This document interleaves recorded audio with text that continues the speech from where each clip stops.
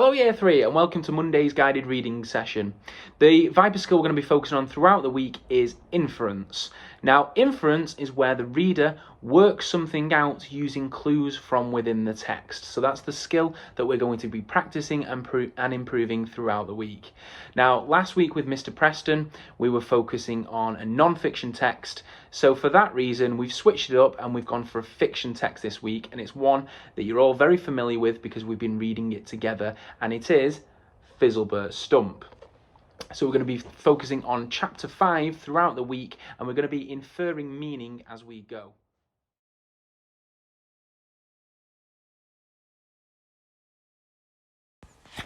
So our guided reading learning objective today is to infer meaning from a fictional text. And the fictional text, of course, is Fizzleburg Stump by A.F. Harold. Our starter task, however, is based on this picture. Firstly, pause the video. What can you retrieve from this photograph? So what can you see? Next, what can we infer from this picture? Why are there lots of strange characters in the library? What might this mean? Talk to your learning partner.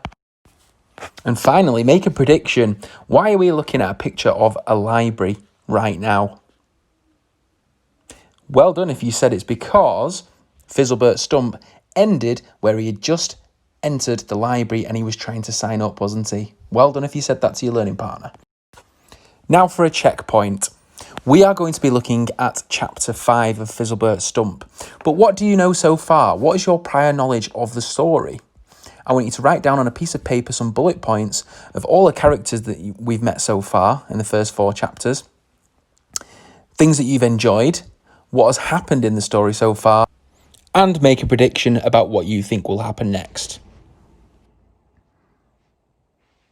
Right, Year 3. Can you read these tricky words? Remember to use the different strategies that we discussed in school. Firstly, can you sound it out? Can you blend it? Can you break the word into chunks or syllables if necessary? Could you find smaller words hiding inside bigger ones? Does it look similar to a word you've seen before? Let's look at the red one first. There, at the start of that, there is the first 3 letters is another word, isn't it? Men. And then we've looked at that sound before. Mention. Well done if you said that. The next one in purple, build. Well done. And then the green one, in the middle of that word, we have the or sound. So we've got the k, or, t. Court. See if you can use each of those 3 words in a sentence now. Next one then. What is the root word in the word offered? And finally, what spelling rule can you see in the word happier?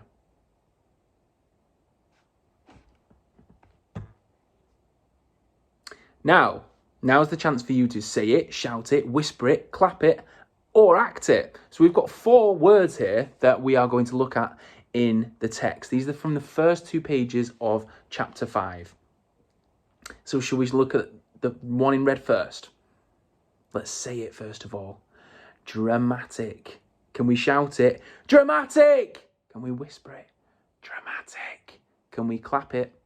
Dramatic. 3 syllables.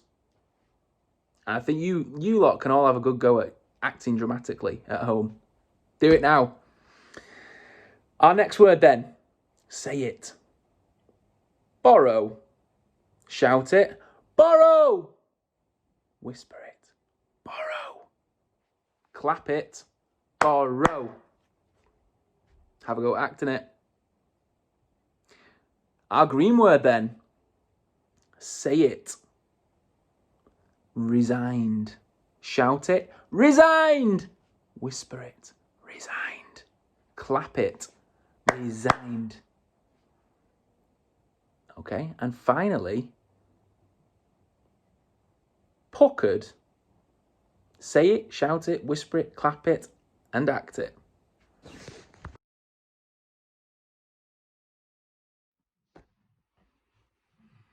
So the photo that I've just shown you is a photo that a friend of mine sent to me when I told him exactly what I was doing today, and I said, please send me a picture that would sum up each person in your house.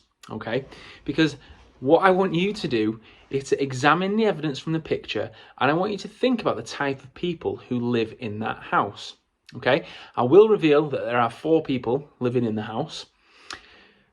I want you to look at the evidence, think about what type of person each person is, like their age, their interests, and be mindful of how you have got to that realization. So if you were to say, well, I think that there is a 7-year-old living in the house, I know this because, how have you got to that certain age? Or if you were to say, I think that there's a very organized person in that house because, that's the type of conversation we want you to be having. So for your independent work today, we are going to be practicing those inference skills because we are inferring this meaning. I've not given you a picture of that family of 4 that I'm talking about and said, this is so-and-so, this is so-and-so, this is so-and-so. I've shown you some items that kind of say something about them. So you need to take that evidence and infer meaning about the type of person for each one of them. So for Chile 1, I want you to write down the ages of the 4 people in that house. Okay? Look at the evidence, consider it, think, oh, I wonder how old, write down how old each of the 4 are. Chile 2, I want you to explain what you know about each person based on the evidence. So this isn't the case for this picture, but if there was one person who had a feather duster, lots of cleaning products and things like that, I would say, well, they're a very neat and tidy person. And I know that because there's lots of cleaning products. So that's the kind of thing I want you to be writing down in your explanation. And Chile 3, where possible, infer the type of person based on evidence. So saying things like, I know that this person is a, you know, if there was a musical instrument on one of them, I would say, I know that this person is a musical person because there is a trumpet and etc., etc. Okay.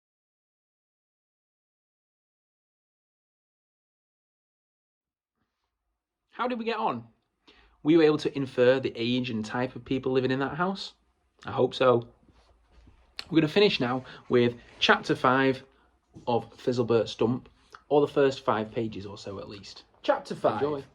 In which 2 old people are met and in which a kindly favour is done.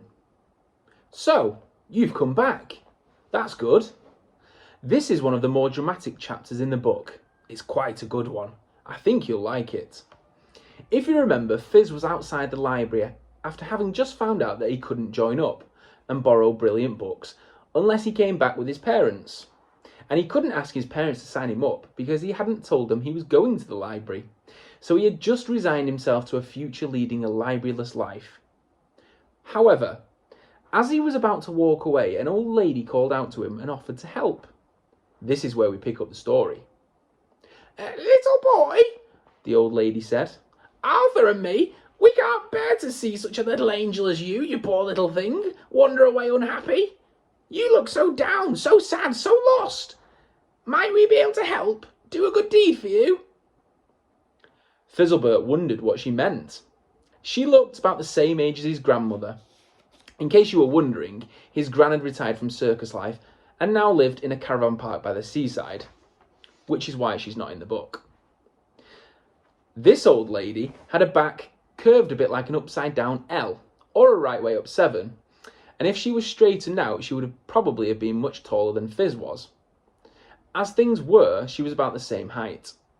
Her face was wrinkly at the edges, and her mouth was small and puckered and painted pink. Her eyes stared out from the middle of carefully applied green smudges, and her cheeks were soft and red and fuzzy like peach skins. Sprigs of blue hair poked out from underneath a little hat shaped like a round chocolate box. It was a shade of purple which clashed horribly with her hair and face. Her coat and shoes were the same colour. She squinted at him from behind the smallest pair of glasses Fizz had ever seen. They were clipped to the end of her pointy nose, and she had to lean her head back and peer down the length of her long face if she wanted to look at him properly. Her husband was shorter than she was, or rather he would have been if she'd stood up straight. With her back bent like it was, they were about the same height. He had 2 enormous ears, one on either side of his head, which whistled from time to time as his hearing aids played up. There's no way Fizz could possibly have known this next fact, but I'm going to tell it you anyway, just because I think it's an interesting fact to know. When the old man held his head at a certain angle, his hearing aids picked up the horse racing on the radio. The precise angle at which this happened made him look like he was thinking deeply. And because he usually closed his eyes in order to picture the race better, people often mistook him for someone who was frightfully intelligent and full of deep thoughts. For the most part, though, he wasn't either of those things. He just liked horses. As well as huge ears, the old man had a great big nose too, right in the middle of his face, unsurprisingly. This didn't whistle. Underneath his nose was a bushy moustache, which drooped down over his mouth. Where the moustache met his nose, it was hard to tell which hairs belonged to the moustache itself, and which ones snaked down out of his nostrils. They all seemed to twine together as one furry mass, and from time to time they tickled him so much that he sneezed. And a sneeze so close to a moustache as bushy as that, especially if the sneezer had a cold at the time, is not something you really want to think about. Really, don't think about it. Really. Fizzlebert thought he glimpsed a bit of toast dangling in a web of hair by the corner of his mouth. Not a whole slice of toast, of course, just a large crumb, but he couldn't be sure. He tried his hardest not to stare. Fizz was a polite boy when he remembered. The old man was wearing a scarf tucked into a brown overcoat, even though it was a warm summer day. On the top of his head, above a few wispy strands of hair, was a battered little trilby, which is sort of a hat. It seemed to be too small for his head, definitely too small for those ears, and he was forever reaching up to make sure it was still on. These were the two people Fizz faced. "You can help me?" he said. "Maybe," the woman replied. "How?" "You need someone to vouch for you." Fizz didn't know what vouch for meant, so he said, "Do I?" "Yes, you need someone to say you are who you say you are. I thought you heard Miss Toad say you needed your parents to help you join the library. Is that right?" Thanks for joining me today, Year 3. See you tomorrow.